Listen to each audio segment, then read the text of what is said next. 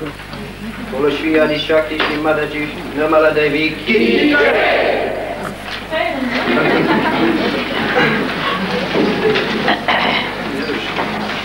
Who is the gentleman who met me in Kamini Kadam's house?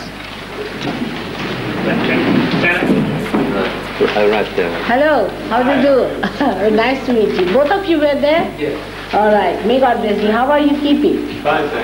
May God bless you. Nice to meet you again. Mother, a lady from Kazoo Radio, who is coming as a seeker, Hi. but has also arranged that if an interview is possible. All right. Barbara, Yes, this is Barbara. yeah. So today we should have questioning only, will be a good idea. All right?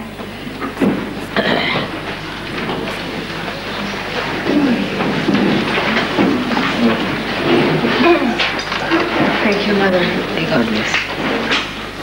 Before we begin, I would like to introduce myself to those of you in the room. My name is Barbara Schuler, and I do a radio program on a station from Monterey called Discovery, which is usually on Wednesdays from 1 to 2:30 and is going to be now on Thursdays from 11 to 11:30 to 1 o'clock. And it's my privilege to be here to do a taped interview for my listeners. So for the listeners, I would like to say that we are at the Kennelland Campgrounds in Santa Cruz, and this is an interview with Her Holiness Mataji.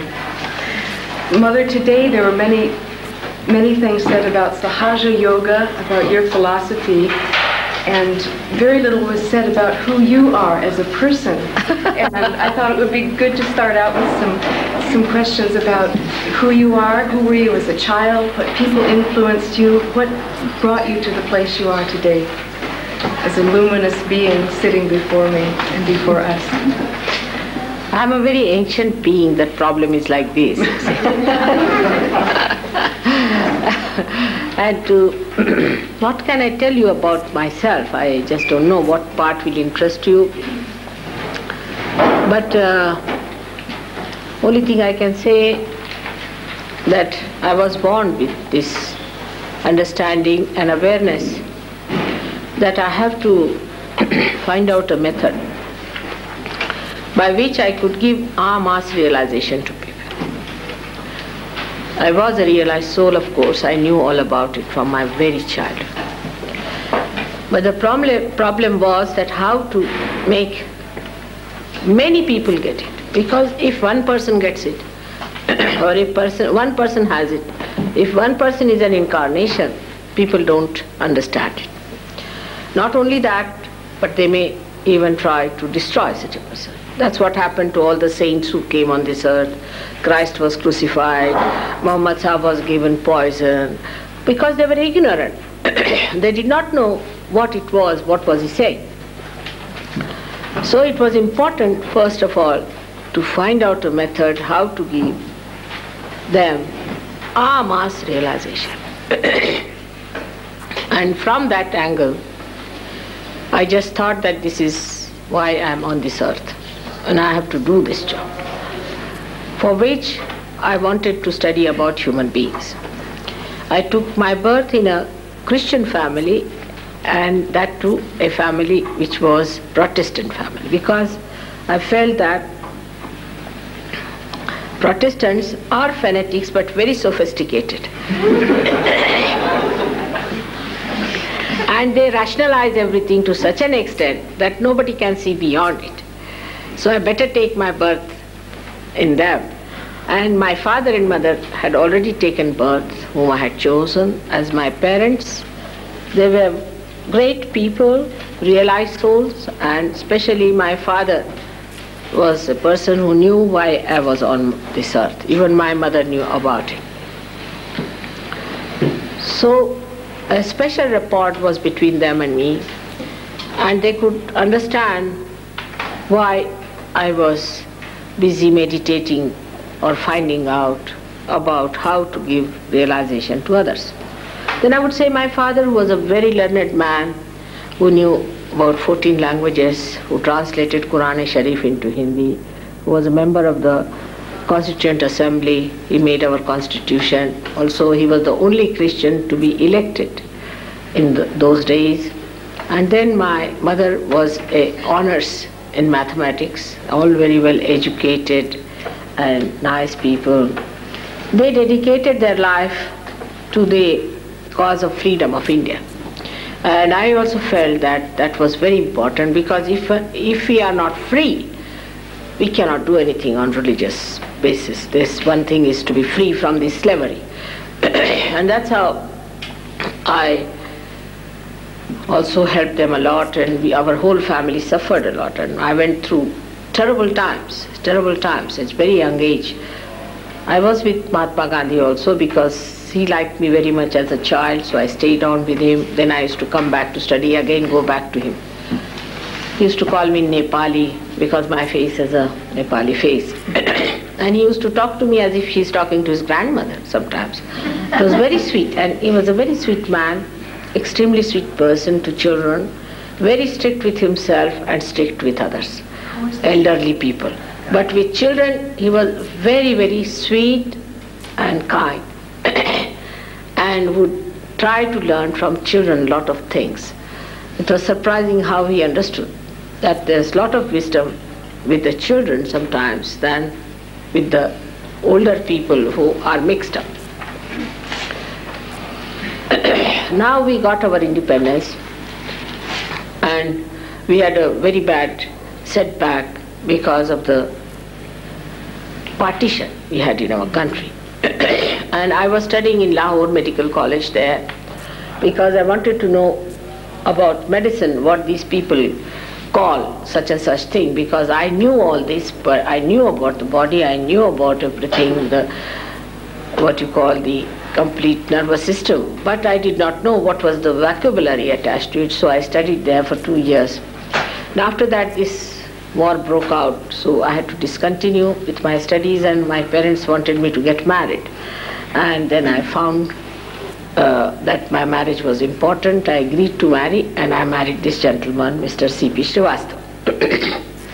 Then, during all that time, my only pastime or the full-time work was to find out about human beings. What's the problem they have?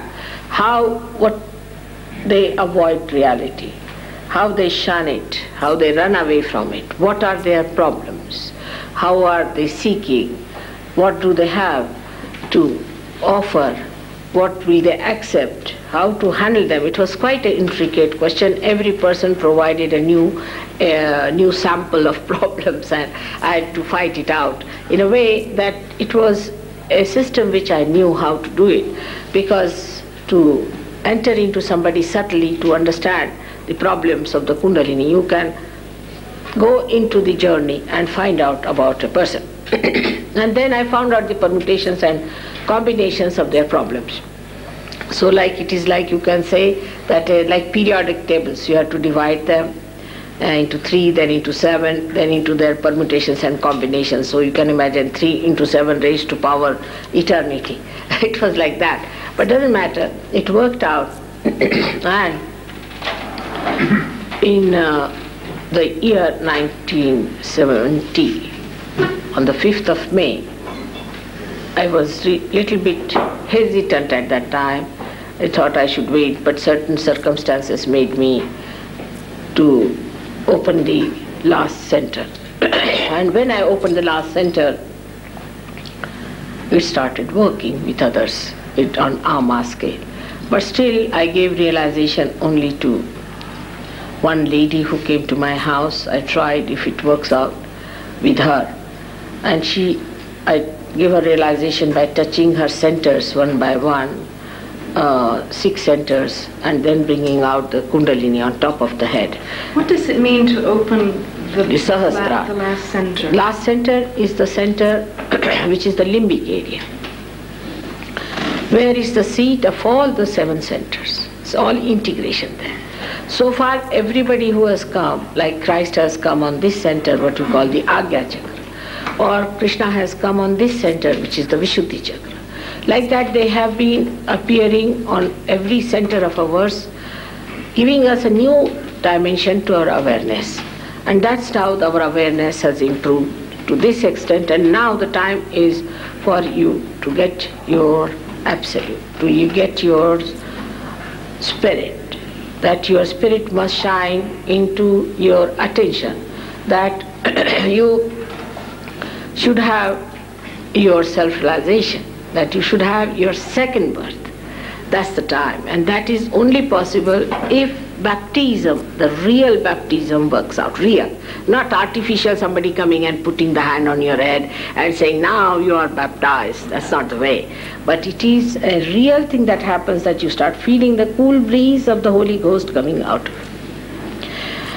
So then I started giving first of all realization without confronting any kind of opposition or anything.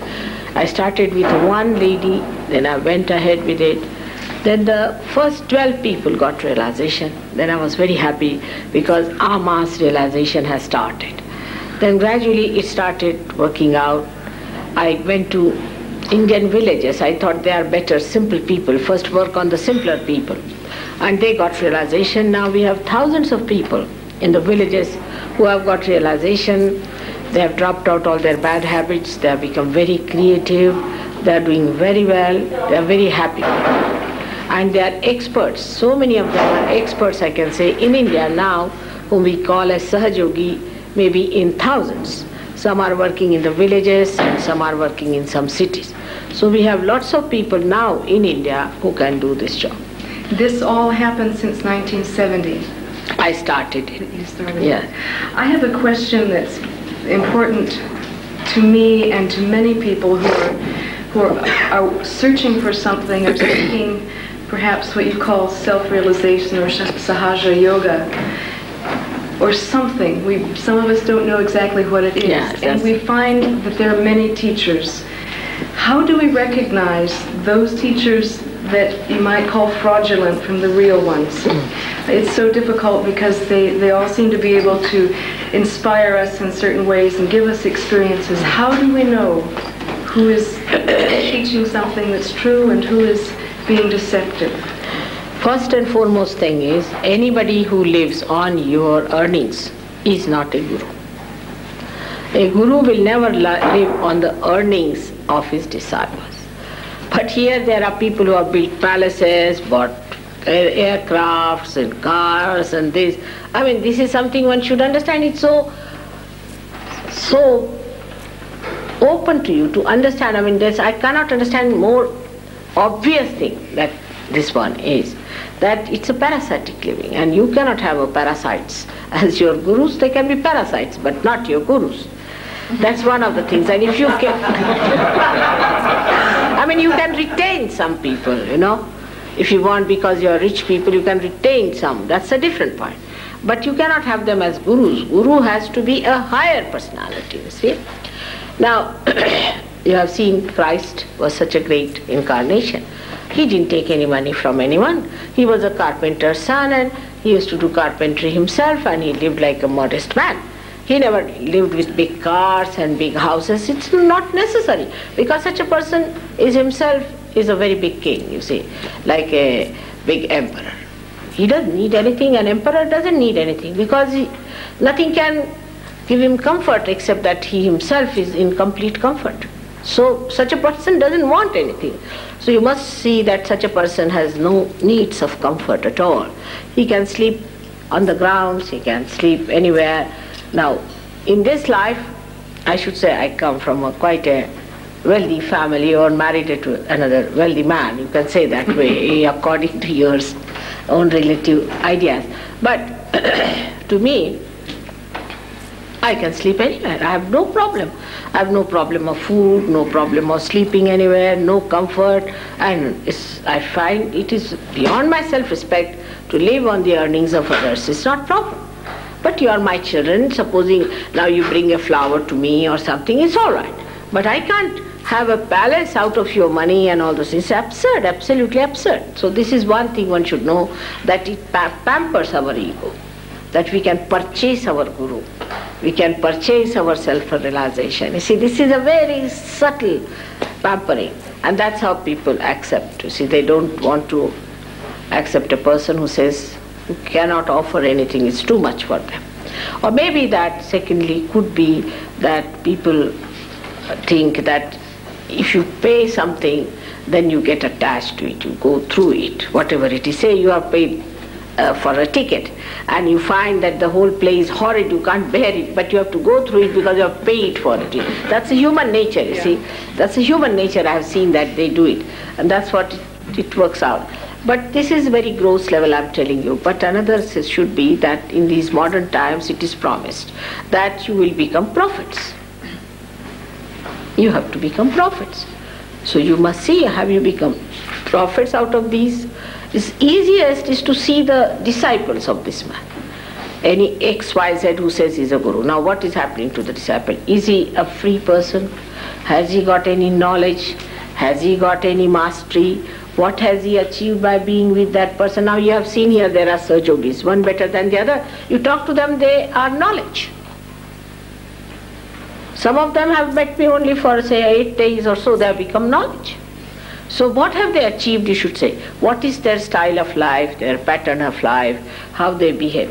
And there cannot be any privacy about it. You see, like mafia, you don't tell that and you don't say that and you shouldn't do that. Of course in Sahaja Yoga, the truth is exposed gradually. But it is not like this that if you give some money, nobody knows. Everybody knows everything in Sahaja. You see? Now, supposing we have to build an ashram, say for example. All right, you build your ashram, you collect your money, do what you like and know about it. I have nothing to do with it. Also among yourself you should know how you got the money, how you spent it, what is the expense and all that. Because ashram you can pay for but not for your realization. And this is one thing, it's very important that what you get out of it is important. That you should become a prophet. Have you become a prophet? Then thirdly, you must know that if you are going from one to another, what we call guru shopping business, that means you have not found it. Otherwise you would just settle down. But some people are so weak that they do settle down with one and are finished with them. You must always see the people who go to these gurus, what have they got? Have they got their transformation? Because this is the age of transformation. Mataji, what about teachers or gurus who produce miracles? You go to a guru who will materialize something out of the air and say this is divine. This is all jugglery. It's all jugglery. And also, you see, now supposing somebody says, I produce a diamond. Now these people come from India. Why don't they solve the financial problem of India?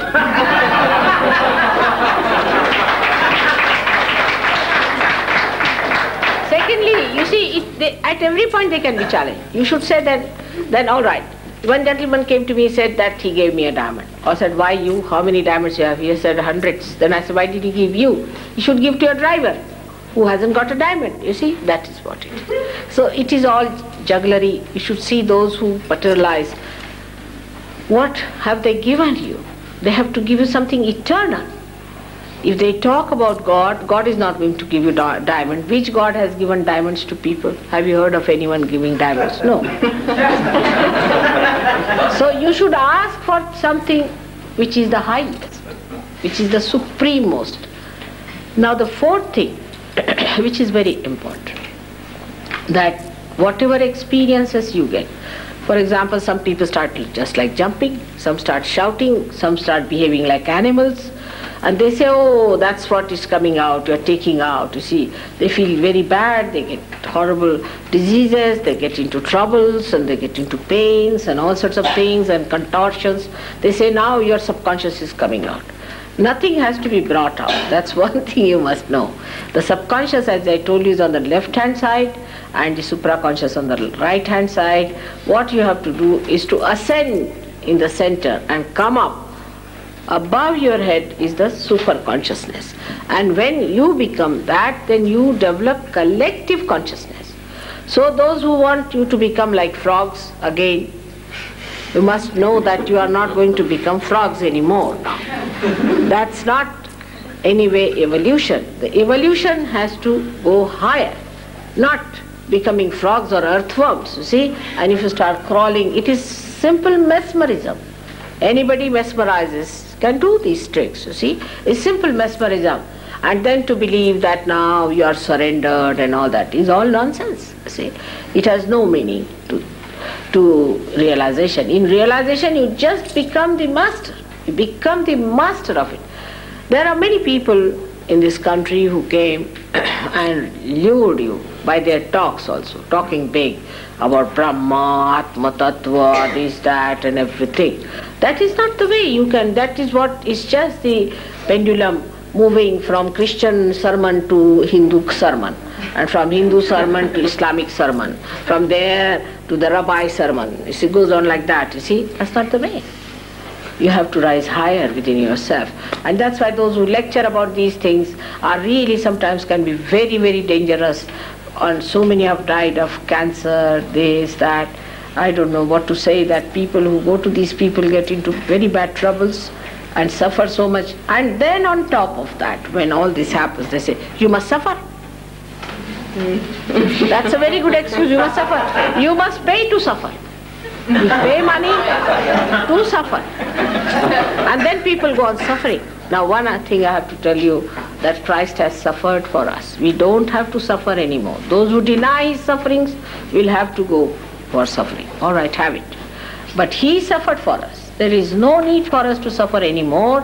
When he is awakened within us, he takes away all that is our ego, means our karmas, our superego, that is our conditioning, completely removed, and you become one with the divine.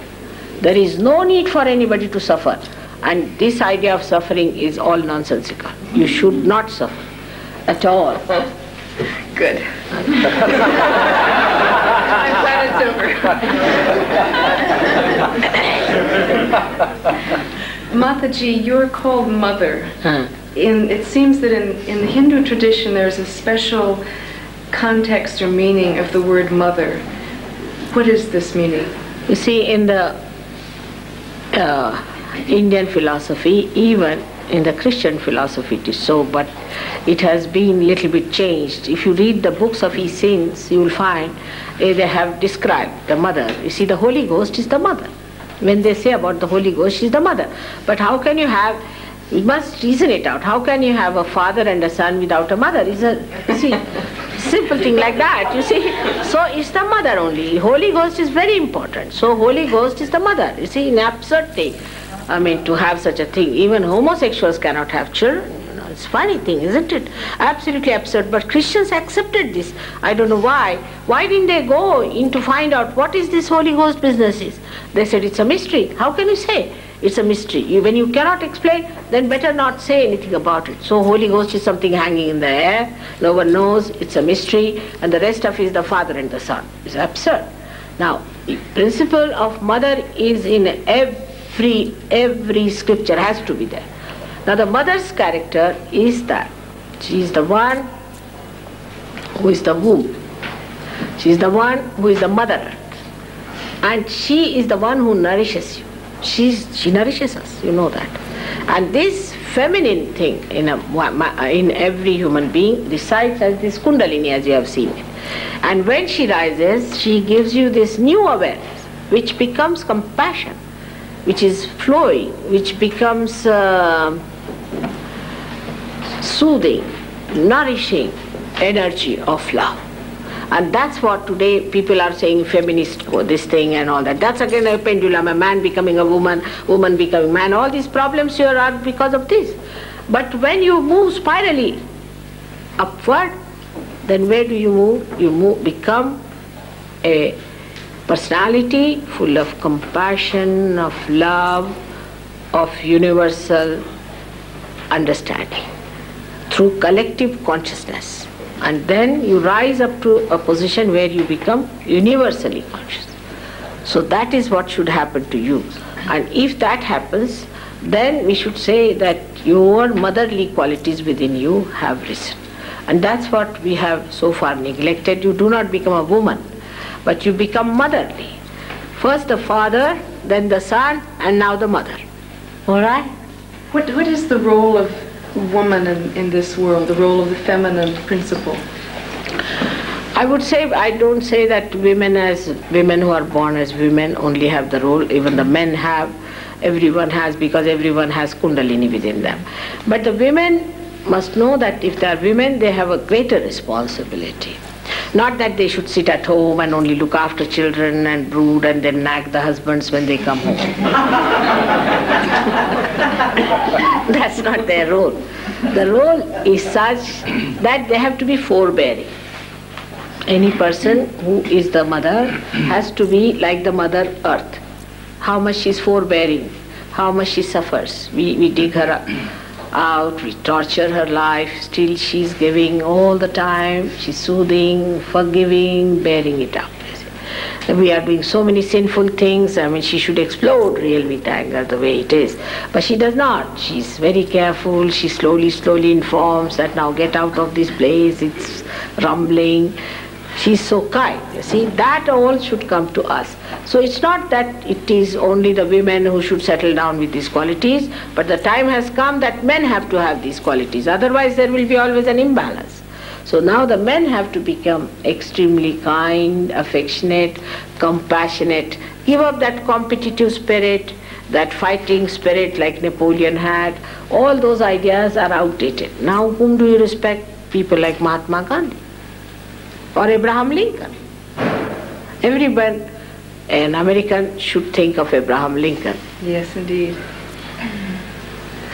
Mother, what are we doing here? What is the purpose of life on earth? What are human beings walking around on this planet for? You are specially made by God. You are specially chosen by God to be human beings.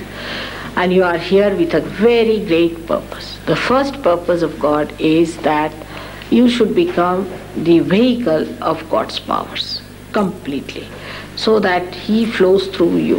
He flows into this atmosphere, into this universe, to make it a divine place. When you get realization, what happens? All your abnormalities drop out and you become very normal person, and these vibrations of cool breeze start flowing. With this now you can give it to Mother Earth. You can give it to the plants, you can give it to the trees. The whole thing becomes a garden of Allah, where you reside in complete joy and happiness. The second purpose is that God has prepared you now to settle into His kingdom. That's your throne, that's your right to be there. It could have been short-circuited at a time when Adam and Eve were called and told not to go into this so-called book of knowledge or the fruit of knowledge.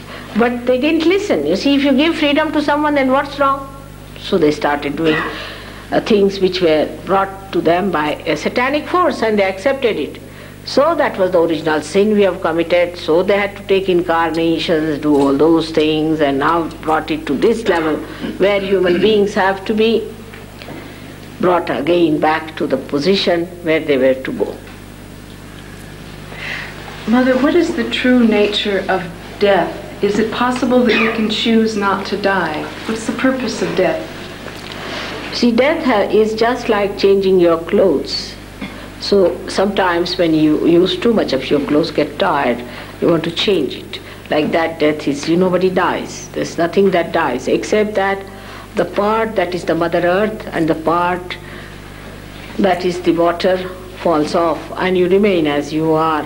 But if you are a realized soul, then you have a choice. If you want to be born again, you would like to be born. If you don't want to be born, you will not be born. But after realization, it becomes your choice. If you want to die, you can die. If you don't want to die, you need not die. But you won't, because you think that let us die and come back as new people again to help Mother.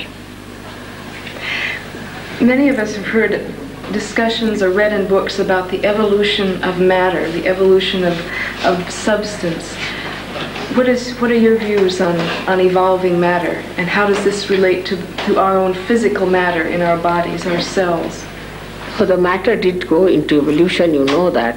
And when the carbon was established, actually our first chakra was established, that's carbon, which is tetravalent, and carbon is the one we started producing amino acids. You see, when amino acids started manifesting itself, then the other processes took place by which the evolution of say, from amoeba to human stage took place. That also we understand very well after getting realization how we became from amoeba to human stage. And after human stage, we have to achieve our self-realization, means the spirit which is in our heart has to manifest in our attention, or we have to feel it on central nervous system. But what is the relationship between matter and this? We should see that point is important. Now through the matter all our centers are made. For example, the two centers that are down below are made of the Mother Earth principle, and then another one and another one like that. All these elements have contributed to make the centers, and these centers are just like mirrors made, and the reflection of the divine falls on them. Then at a human level, the matter improves so much, goes into such evolutionary processes, that the reflection at the heart level improves so much that the spirit shines there, and the Kundalini is properly set for your evolution, which is the epitome of evolution. Like this instrument that is made one by one, first collecting this part, that part, then put together. Now the time has come for you to be put to the mains. Now this has nothing to do with the electricity, if you see. It exists without electricity, but it can carry the electricity. In the same way, we become the lamp, and when we become the lamp, the light can be brought in and we become enlightened. So there is a big relationship between the lamp and the light. But light can not exist without the lamp, so lamp has to be there. Mother, can I ask you a question about sex? Yes, please. It was stated today that sex has nothing to do with evolution the way it's been described in Sahaja Yoga. What does this mean? You see, the thing is that we think that by doing sex or by going into sex we can evolve is absolutely falsehood. You have not become a human being from amoeba to this stage by doing sex, because animals all do sex, everybody does sex. If they do it or not makes no difference. The thing is, the evolution takes place only through your seeking. When you start seeking something, then only you evolve. And the seeking first was for food, if you see, the animals was for food. You see, sex was spontaneous. They don't think about it, they don't read about it, they don't have any education about it, nothing. Sex comes so spontaneously, just like your breathing, you see. You don't have to have, as you have in your schools now, teaching sex. What is there to teach? I don't understand. I mean, it is such a spontaneous thing. On the contrary, the more you talk about it, the worse it becomes, you see. And the more it becomes a brain thing, you cannot do sex with your brain, you see. So it's all a nonsensical thing. All these things have added to your problems of impotency and all sorts of things in this country. Too much thinking about sex. At the time of sex, you are nowhere. You are lost. So what's the use of such a life? You see, so the people who think about sex too much are really very unnatural people. They are very unnatural. To be natural is to keep it spontaneous, to live very spontaneously. Of course, as an Indian lady, it is too much to speak on details, but I would say that we are not supposed to even say the word sex in Indian life. You see, it's like that, you see. But I think we are very potent people. The amount of children we are producing, you can never produce, even if you want to. So,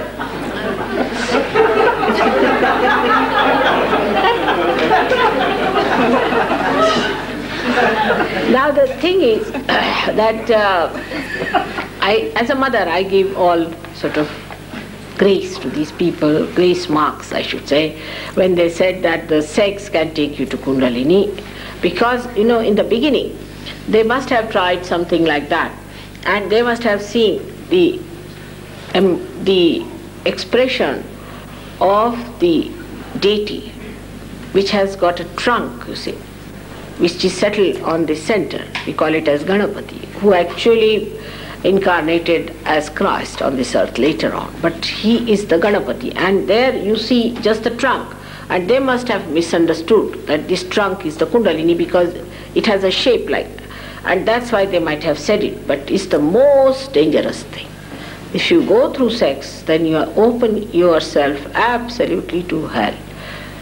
If you go towards sex and try to come to God, is absolutely wrong. See, Christ has gone to such a limit because Christ was born here and he looks after our all optic lobes and all this part of the eyes.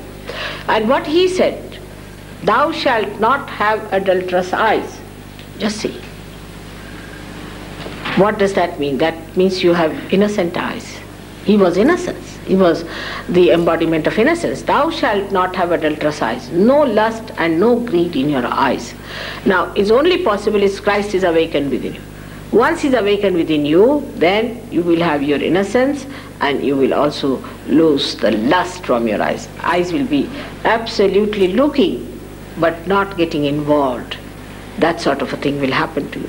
So the sex, which is a normal thing to do, has to be sanctified by collective people, should be done in a proper way so that you get good children. The marriage should be sanctified collectively and should be done in a proper way and should be looked after. Because now, of course, people are on a different line, but when I had come 10 years back, when I told them that you have to have sanity about sex, they were very angry and they said, you are Victorian. They called me Queen Victoria. But now I think they have learnt a lesson, because I had told them that you will get a disease which you will not be able to overcome. Don't do all this nonsense of perversion. It's very nonsensical. But even now they are trying to evade the issue. Don't try to evade the issue. You can be cured of that disease if you can awaken your innocence within yourself. Through the grace of Christ only we can do it. Mother, we have heard that when we learn love, then we shall have will. What is the relationship between love and will? When we'll have love, then we'll have will. Good. Love is when you become the spirit, because spirit is nothing but God's love. It's all-pervading power. Is spirit. So when you know that love, which is not attachment. It's not attachment. You see, like a sap rises in the tree, it goes to the trunk, and then to the branches, to the leaves, to the flowers, to everyone. It doesn't settle down into one flower. If it does, then the flower dies and the tree also dies. So it is not attached, but it is nourishing. It does what it has to do. That kind of a love, which is absolutely without any conditions, unconditional, without any lust, without any greed, that kind of a love, when you will know, that is only possible when you will become the spirit. Then you will know the will of God. The will of God, what is to be done. Because you don't know, now you have to, then when you get your realization, what happens? The cool breeze is like a computer working. You ask the computer, now, should I do this work? If it is yes, you will have cool vibrations. If not, no vibrations. So you will know His will. Thy will be done. You see, how do you know His will? Then you just know. You become the knowledge. When you become the knowledge, when you become the love, then you become the knowledge also. Even in everyday life, if you love somebody, you know a lot about that person. Mother, this afternoon you said something very interesting in response to a question by a woman. And the response that you gave was that service and sacrifice are a myth, or is a myth. Can you describe what you meant by that? You see, when I said that when you become a saint, in the sense when you become a realized soul, you find that you are collectively conscious. Then what happens that if somebody has got a problem, you feel it on your fingertips. Now you rub your fingertips and the person feels all right. Now you have done no service, you have done no sacrifice. It's your finger that is in trouble. Now if you rub your finger, who is the other? You see, this comes out of ignorance. And those in India, actually, they knew it so well that those people who talked of sacrifice and service were called as Shudras, means untouchables. That means they had no knowledge about it. Those people who talk that we'll serve you, you'll do this dirty work of yours, that dirty work of yours, they were called as Shudras. They are not the people who should be touched, because they have no awareness that the all-pervading power of God is there, which does everything. What you have to do is to just become one with it. And once you are one with the whole primordial being, say on your body, if there's a pain somewhere, you just rub it. All right, you rub it and it's all right.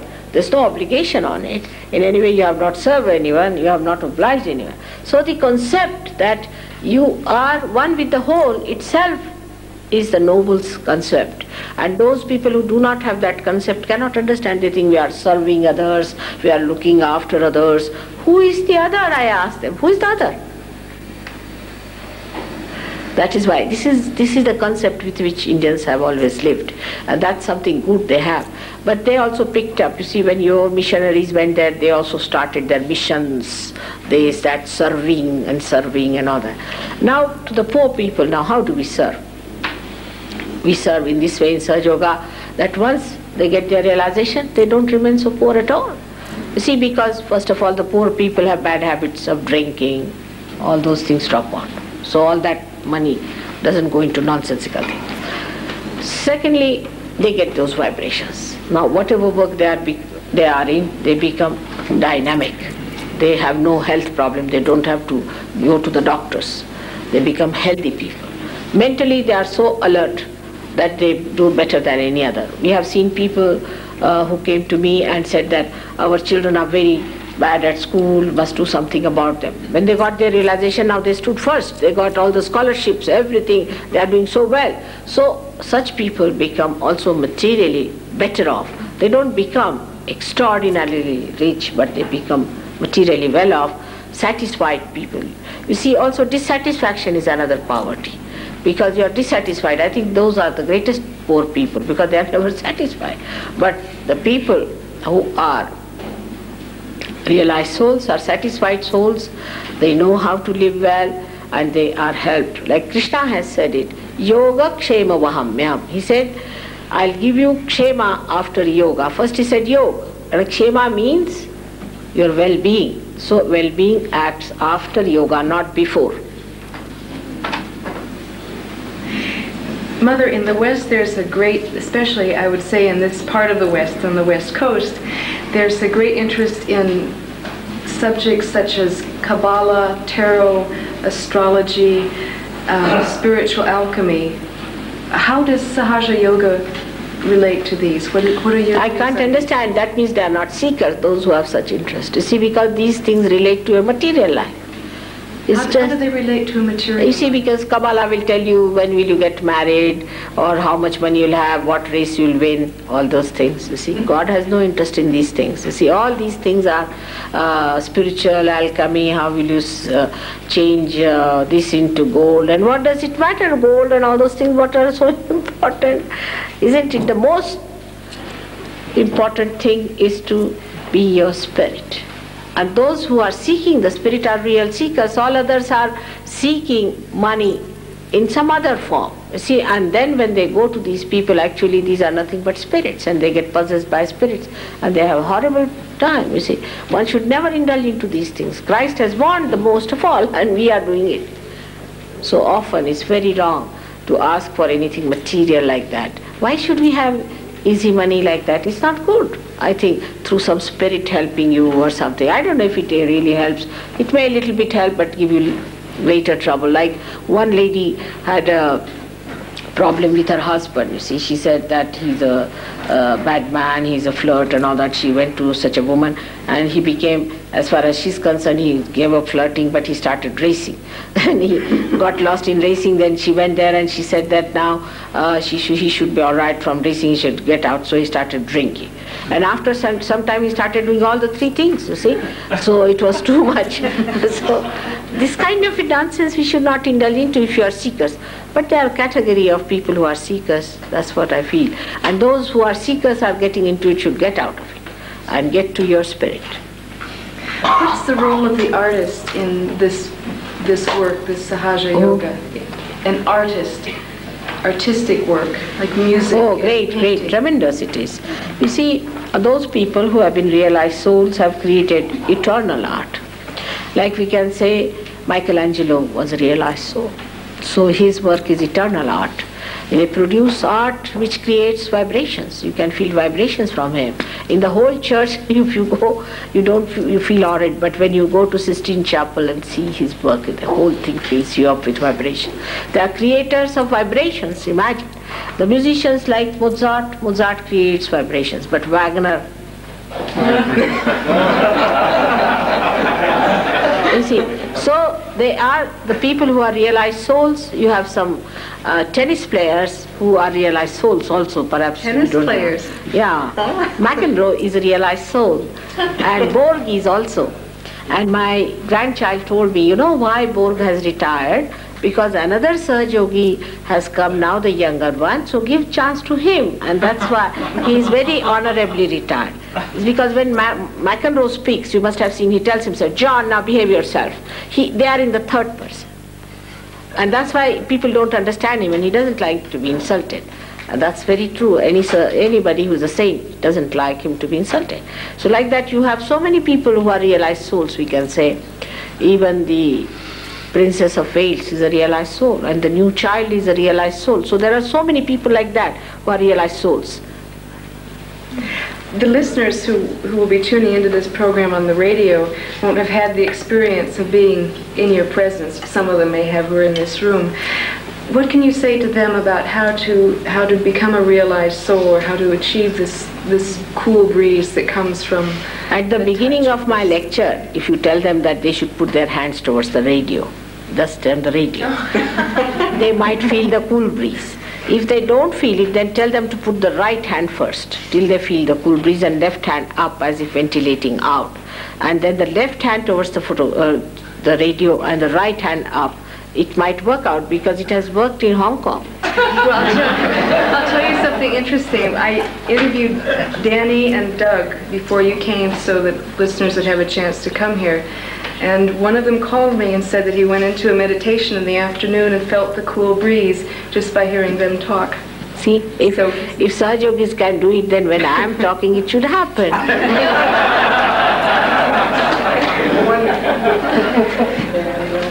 We're about at the end of the interview, and what I want to do now, Mother, is give you a chance to say what's in your heart to say. What is there that you wish to share that has not been said this evening?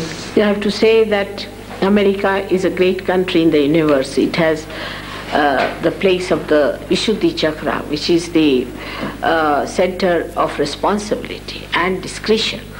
And they have been so responsible so far. They have given such noble ideas of democracy and of freedom and all those things which are really all belonging to God's ideas. And when they talk of all these things, we must know that there is something much more that they can give to the whole world. So many saints are born in this country because they realize that this is the country where they'll be able to prosper better into their spirituality. So it is a very great responsibility of Americans to understand that we have had great leaders, we have had great noble ideals, we have got great saints living here. So many are anxious to come down here. Only thing what we have to do is to establish within ourselves our spirit and to be ready and prepared for this great, tremendous work that is going to come now. And this is what the world has to do. If emancipation of the humanity has to take place, it has to take place only from inside out and not outside in. Another thing I would like to tell, that the danger is not from outside for America, not from anywhere else. It is from within themselves. So be careful. We have to be careful about ourselves, the way we are destroying. When we say what's wrong, we go headlong into our destructions. Human beings should not take freedom as abandonment, but freedom to enjoy completely and fully. The freedom that takes you to a destruction is not freedom. And the right idea of freedom must be taken, and people should know that freedom, ultimate freedom, is when you become your own master. When there are no habits, when you cannot be dominated by anything, you are above everything. That's the freedom you have to achieve. And that is why people talked long time back in this country about freedom. They helped all the countries to get their freedom, and now it is their job to get them their own freedom within themselves so that others will also follow. May God bless you all. Thank you, Mother. May God bless you.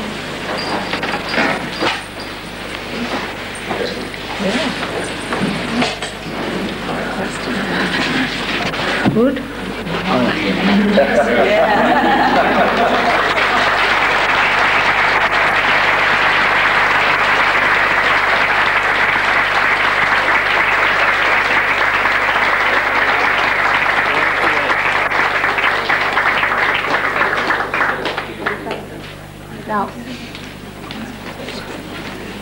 that was really nice of her to give so much time. You see, it's important because your videos are also for Sahaja Yoga only created. Everything is for Sahaja Yoga. They have to act for Sahaja Yoga only because this has to spread everywhere. Christ could not have met the whole world, you see. I can.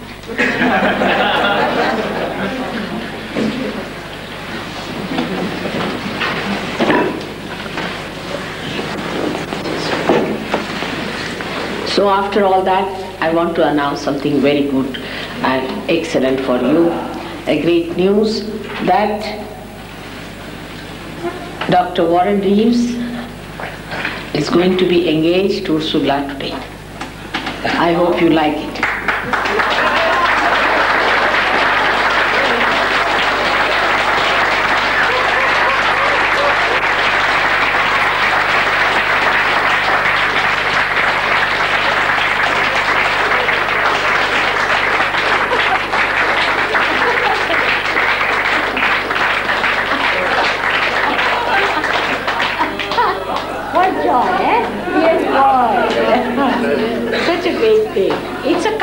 Marriage has to be collective, then it is sustained. It has to be collective. Indians know this trick. You see, they have a collective marriage. Everything has to be in the marriage. Even the leaves of the village, even the barber, even the washerman, everybody is to be there, has to work out something for the marriage. So the whole community is there to marry. And that's how the marriage, you see, is there because everybody looks after you, you see. If there are many forces on one point, then the point remains where it is. Doesn't shift, you see. So there is no shift in marriage. Equal and opposite forces always acting on one point. You better be there. Mataji, do we have to call him Dr. Selmayr? Do we have to call him Dr. Selmayr after this? Not that? Dr. Selmayr? To what? Yes, you may do what? That very well. Yes, you should. Yeah. It's a very good thing. Great news for all of you, isn't it? Yeah. Now, should we have the question thing going on? Because Sahaja Yoga you have understood quite a lot, I think. Are you? Because now, in this Vishuddhi chakra of yours, my Vishuddhi is working too much. It's a continuous every day. Continuously. And I'm coming from Europe where I had a very intensive programs for 21 days and I stayed in London only for 2 days and third day I was here. So since that day my throat is ready. First time I felt it. Now, if you have any questions you better ask. We'll be polite. Brother? Yes? What is the difference between a self-realized being and an enlightened being? And Between a self-realized being and an enlightened being? same. Same. The same, enlightened being and self-realized. Yes, I heard it. So, I think now his attention should not be so much on me, isn't it?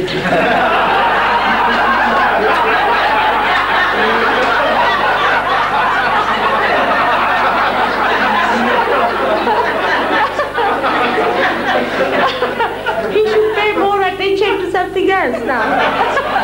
Then I'm not getting married, brother. Very bad. Now, self-realization and enlightenment is the same thing, like you enlighten first a candle. So first you are very careful that it takes up the flame. Then you look after it very carefully, keep your hand, watch it that it doesn't go out. See, in the beginning, very important to see that it keeps its flame burning. And you do everything to keep it, because once it is out again, it will be difficult to enlighten. So you do that. And that is what we call the awakening first takes place, and you have to establish it. Then you establish, and once it is established, then you go on enlarging your light, and you see that you become the light. Spirit is the flame that is burning. All right? I think I left my watch away. Yeah? Could you say something more about something about negative forces? You mentioned that the other day. Something about? About negative forces. Negative. What are we feeling? You didn't answer as I told you last.